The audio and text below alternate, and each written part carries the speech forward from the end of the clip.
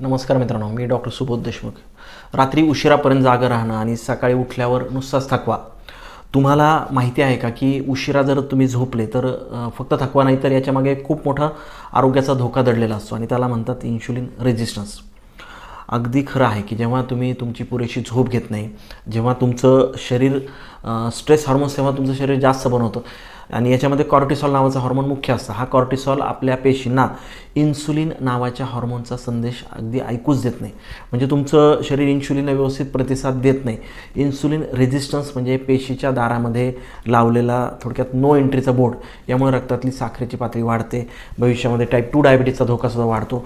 म्हणूनच तुमचे डॉक्टर तुम्हाला अनेक वेळा सांगत असतील की 7 ते 8 तासाची शांत आणि वेळेवर झोप हा फक्त आराम नाही आहे, तर तुमच्या शरीरातील इन्सुलिनला पुन्हा सेन्सिटिव्ह बनवण्याचा सगळ्यात सोपा आणि स्वस्त मार्ग आहे.